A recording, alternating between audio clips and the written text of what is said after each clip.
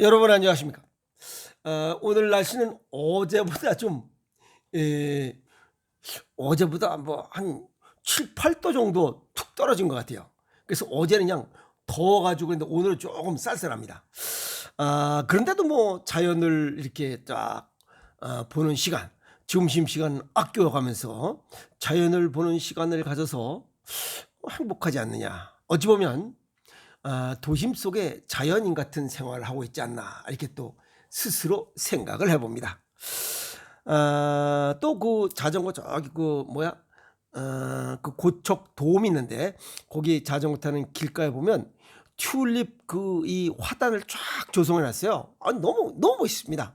그 자전거 세워놓고 그 튤립 꽃 핀 거 이쁜 꽃 찾아서 생긴 것도 다 다릅니다. 옷이 다 이쁜 것 같아도 가보면 다 달라요. 그래서 어떤 꽃이 이쁜가 하고 찾아가지고 딱 또 몇 놈 또 싹 사진에다 박아왔습니다.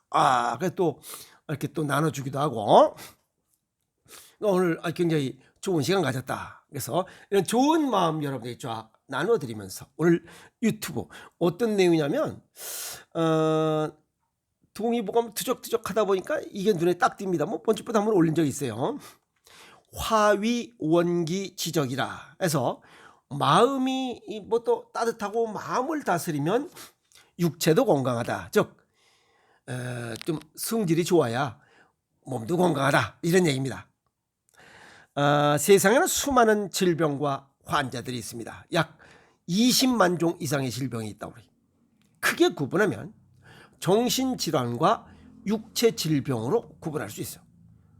그래서 정신질환은 동양의학적으로 양의 병이고 또 육체질병은 이건 음으로 분류할 수 있습니다. 그런데 왜 정신질환은 질환이라고 하고 육체병은 질병이라 하느냐 이게 여기에 보면 여기 질환에 보면 근심환자라고 요거는 마음심자가 들어가서 곧곧 꿰관자가 합성된 글자입니다. 그래서 여기 마음을 짓누르는 병 몸과 마음이 아프다. 그래서 이 마음의 병에 관련된 것은 질환이라 하고 그 다음에 신체 온갖 기능의 장애로 말미암은 병 이거는 우리 몸의 오장육부의 조화 기능이고 각 모든 기능들 세포 이 72조개인지 뭔지 뭐 이런 수많은 조직들이 다 자기 일을 하는 거예요. 뭐 오장육부가 자기 일을 하듯이 이런 것들이 어떤 기능 장애로 생기는 거 그걸 육체병이라고 해요. 그래서 정신질환과 육체질병이 있습니다. 그런데 사람의 성미, 성질, 성깔 이 성격이 건강과 관계가 매우 깊다는 거 누구나 다 알고 있어요. 마음의 병이라고 했잖아요. 미국의 심장병 전문의 프리드만 박사가 무슨 연구를 했냐면 성격의 패턴과 심장병과의 이런 상관관계를 분석했어요. 그래서 성격이 깔끔하고 무슨 일이든 끝장을 봐야 하고 한번 틀린 사람과는 절대 만나지 않아요. 이렇게 아주 철저한 성미 이런 사람을 A그룹 또 둥글둥글 삶에 원칙이 없는 사람 같아. 뭐 그러려냐고 이렇게 다른 사람들과 마찰 없이 살아가는 사람들 그러려냐는 이런 성격인 것 같은 사람들 그러나 속 마음은 다 원칙이죠. 다 자기 색깔이 다 있습니다. 그런데 심장질환은 성격이 깔끔하고 철저한 사람에게 많더라. 그래서 좀 더 깊이 있게 연구를 해보니까 이런 사람들이 심장병, 고혈압, 당뇨병 등 다양한 성인질환과도 관계가 깊더라. 성질이 더러우면 병이 많더라. 이렇게 이해하시면 됩니다. 또 뭐 옛날에 뭐 소설에서 그런 얘기 있죠. 성격의 비극이라고 하는 말처럼 건강도 병도 자기 성격 탓이다. 아까도 말씀드렸지만 마음의 병이라는 거예요. 마음이 부드러우면 육체가 병이 생기질 않아요. 아시겠어요? 예. 동양의학의 기초에서 그 오행설에 보면 이 마음은 화로 분류합니다. 심장이 주관한다 이렇게 하고 있어요. 그래서 화를 낸다, 화딱지가 나다, 우라통 있다, 이런 사람들은 전부 다 심장 기능이 약할 때 나타나는 증상들이에요. 또 동의보감에 화위원기 지적이다 라고 이렇게 얘기를 하면서 뭐라고 그랬냐면, 화는 원기를 망치게 하는 원흉이다. 여기서 원흉이라고 하는 것은 못된 짓을 하는 그런 무리들의 두목, 우두머리, 깡패 두목이다 이 말이야. 아시겠어요? 예, 악당 두목. 여기에 뭐라고 했냐면, 화자, 원기, 곡기, 진기, 지적, 야, 이렇게 돼 있어요. 그럼 여기서 화자, 요거는 화라는 놈은, 여기 원기, 음식물을 먹었을 때 이거를 소화시켜서 피가 되고 살이 되고 뼈다구를 만드는 이러한 생명의 기초를, 아시겠어요?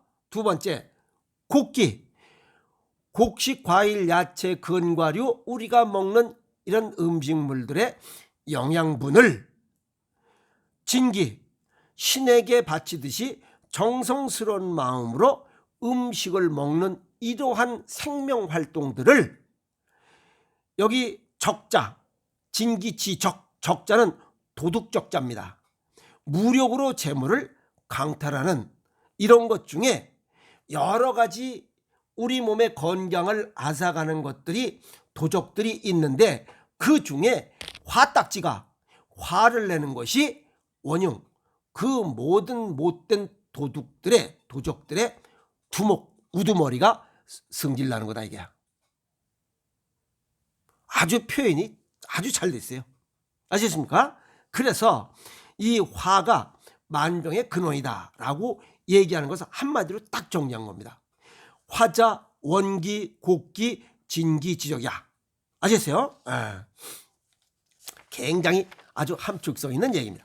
그래서 크게 성을 내면 간에 화가 생기고, 술을 너무 많이 먹어서 만취되면 위장에 화가 생기고, 섹스가 지나치면 성기능에 화가 생기고, 슬퍼하면 폐가 망가지고, 그러니까 우울증, 근심 웃자니까. 그다음에 그래서 사람에 있어서 마음이 주인이니 화를 내서 스스로 자기를 불사르면 타 죽을 수밖에 없지 않겠느냐. 참 표현이 정확합니다. 마음과 몸이 발끈 달아올라서 열이 나는 상태, 이걸 궐양치화라고 합니다. 여기서 궐자는 그 궐자인데 그 숨겨진 뜻을 보면 상기라는 뜻이 있어요. 이건 뭐냐면 피가 머리는 몰린다. 우리 일반적인 용어로 열 뻗친다, 열 오른다, 화딱지가 열받아 하는 그 뜻입니다. 그러니까 열이 뻗치면 화가 위로 올라찬다 이 말입니다. 아시겠어요? 그러면 두한조결, 머리는 냉철해야 되는데 여기에 열이 뻗치면 병든다는 거죠. 그래서 화가 병이 되면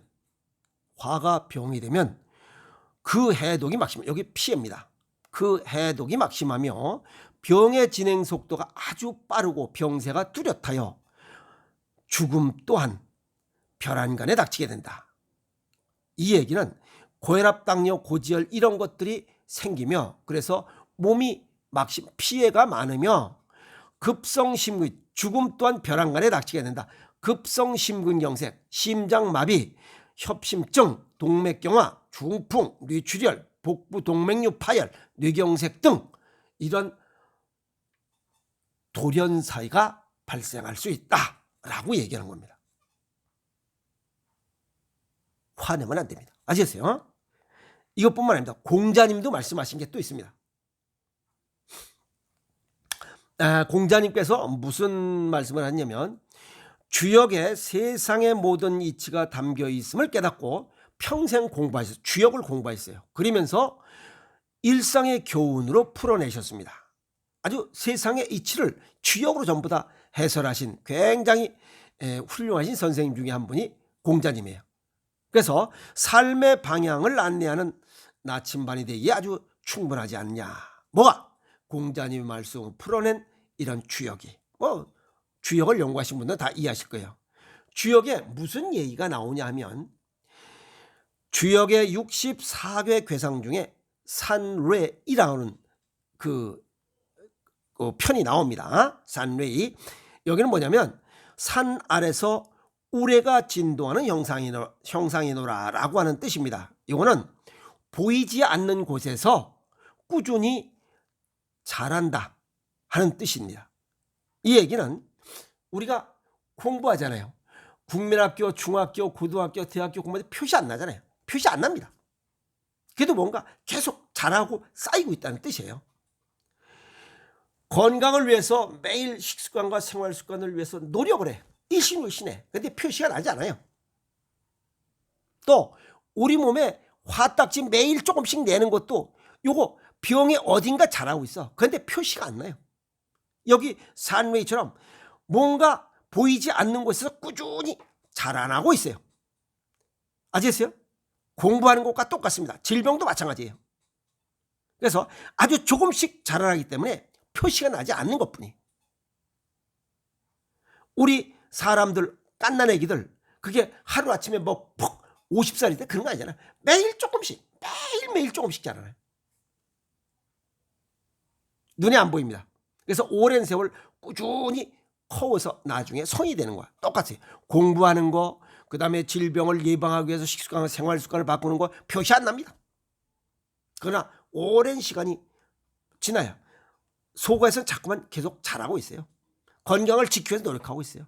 그런데 이 식습관과 생활습관을 바꾸고 건강을 위해서 노력하지 않는 사람들, 운동하지 않고 그냥 냅다 먹어 제끼기만 하는 사람들, 가공식품 줄여 그렇게 얘기한다. 그러니까 안 하고 그냥 먹어 제끼는 사람들, 어딘가 병이 자라고 있다. 이렇게 보시면 돼요.